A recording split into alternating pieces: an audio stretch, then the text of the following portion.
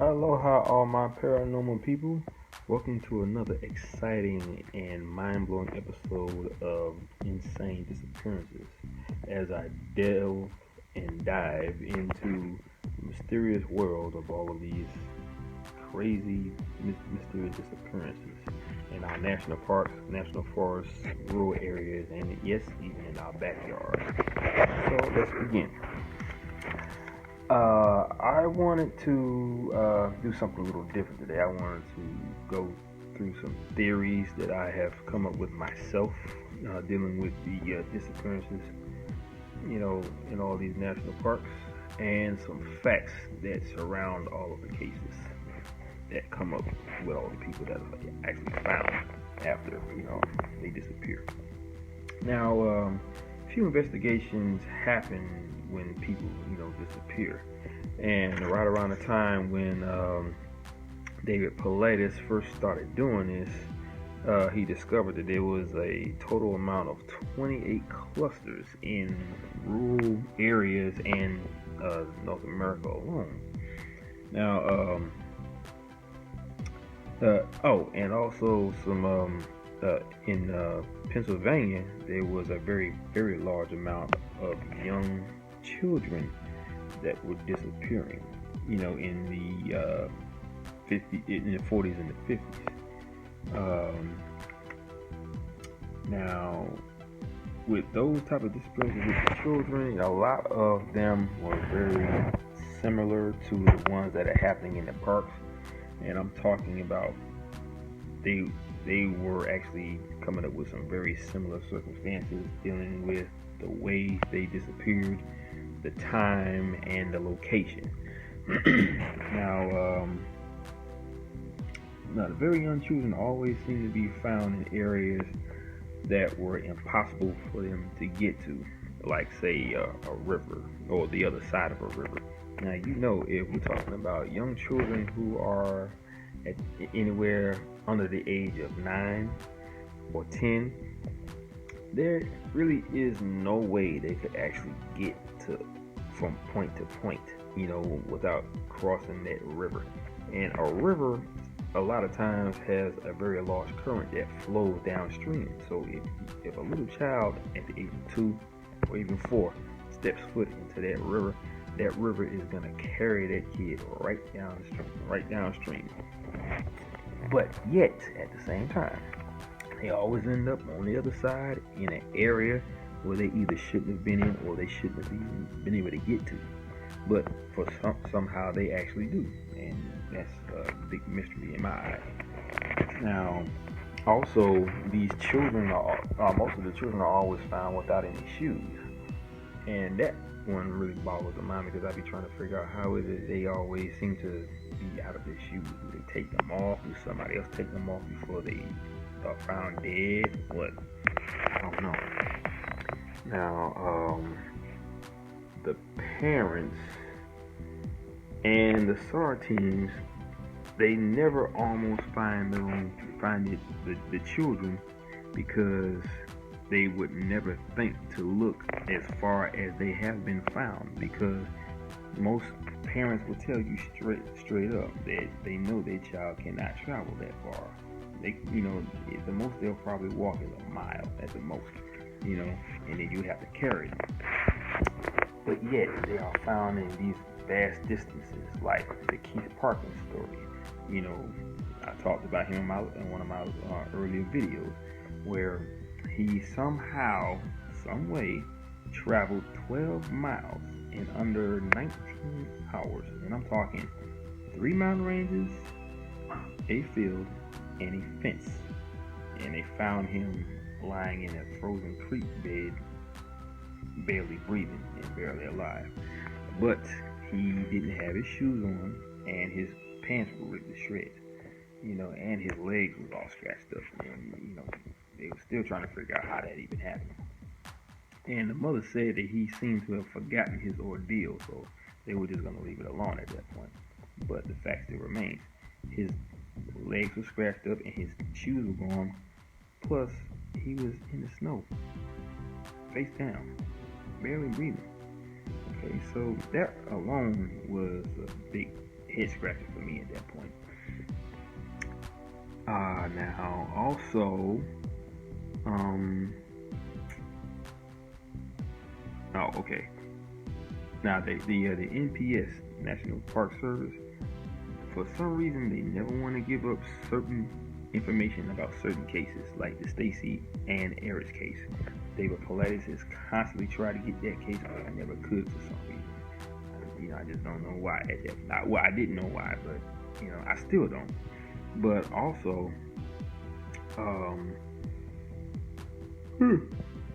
excuse me. Now I wanted to talk about a guy named Captain Randy Kramer. Now let's go back to how the people are found. They're always found face down, and when the body is recovered, there's always a point where the coroner cannot find a cause of death on the body. I'm talking no bullet wounds, no stab wounds, no strangulation marks on the neck, nothing. Not even a drug in the system that would cause them to go catatonic or whatever the case may be. I don't know. But I was listening to an interview of Captain Randy Kramer. He appeared on Coast to Coast AM, I believe last week on a Sunday. And he was talking about this technology that the government had, which was given to them by gray aliens. And it's a technology where you can actually extract a person's soul from their body and implant it into a cloned body. Now, when I look at how these people are found, what they look like someone has stolen their soul or zapped their energy to the point where they just died, we're talking about a lifeless corpse here. So I'm thinking maybe this is some sort of government situation where they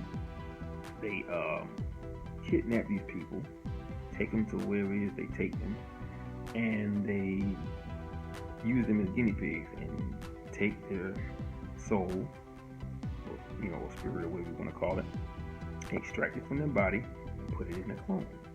And then after they're done with them, they just dump them back into an area where they know no one would ever be able to find them. Even if they do, years later, after the body has corroded or whatever the case may be.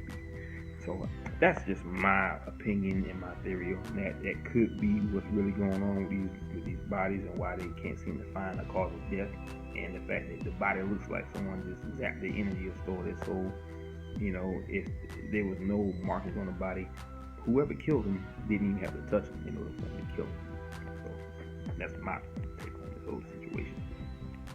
Now, another thing about the National Park Service, whenever someone goes missing, they always call the FBI. Now, if you really know how the FBI works, they never do missing person cases, even with children. As long as if there's no crime that was committed, they're not even supposed to be there. Okay? Now, if it's a child and a crime was committed, yeah, they're going to be all over it. But if there's no evidence to state there was a crime, how would they even be there? Now, they always say, well, they're monitoring the case, which makes no sense because they shouldn't be in the first place. And also, they always the National Park Service always seem to want to call the Green Berets in to help them search. But as soon as they land, they go off on their own somewhere deep in the woods and they look for whoever by themselves. They don't even involve the National Park Service or the Rangers. Now, a guy called in to Coast AM on I don't know why I keep forgetting that name. Open Lines on Coast to Coast. And he was a Green Beret or ex-Green Beret. And he told David Paulides why he can never get that file. They have a group of guys that come through there to look for these people. And they, as soon as they put their giant Hancock on that report that the National Park Service has to file, it automatically becomes a classified report. And the reason why is because the men that are part of that group are classified. They're classified, soldiers. And so they're not supposed to be talked about. They're not supposed to be learned about. They just are there doing their job. So when you try to get the case that has the names of these people from the Green Berets, you'll never get that file because it's classified. And the crazy part is the Park Service, they know this. They deliberately call in the Green Berets because they know as soon as they put their name on that report, nobody will be able to get it because it's instantly classified. So that's my take on that too. And like I said, when they do stuff like that, they obviously don't want no one to know. They don't want the parents to know. You would think of all people they would let you know. I don't care how weird or how creepy or how mind-boggling the situation is or what happened to my child. I want to know. They won't let you have any information on it. They lie to all the parents, like the Dennis Martin family. The father of Dennis Martin, he died an unhappy man last year because his son was, his son was never by his side at that point. Pretty much every parent has been lied to by the National Park Service and the news and even the FBI. So it's just one big mess. I don't know why they're doing this, but they're doing it. But yeah, crazy times, man, crazy times. But I mean, what are we gonna do? There's nothing we can do really because no one can seem to find out what's really going on. I don't know if we ever will. And like I said before, the unknown is just what it is. The unknown. The unknown is really not meant to be found out about. And in cases like this, it falls right into the unknown category. So if we ever find out, that's very, very good. But if we don't, it's just because it is what it is. The unknown is never really meant to be found out about. Like I said, there's so many cases out there with so many different criteria that somehow meet the same type of story. I don't know. But that's all I got on that. I will post more theories on what's really going on here. My personal theories. If you have some theories of your own that you would like to share with me, hit me up on my page or drop hit me up with a comment below or like and subscribe, of course, and just tell me what you think about all this. I try to be as thorough and as forthcoming as possible when it comes to the information that I put out on my videos, and I will continue to be that way, and I will continue to post videos as much as I possibly can, either Mondays, Wednesdays, and Fridays, or if I got time in between, I'll post some even then. So you can guarantee that I will always make sure that I post videos for you guys to watch. All right, so gotta go. It's getting late. Gotta get some rest. So always imparting aloha, mahalo, and a hui ho, which means till we meet again. English guys, be blessed.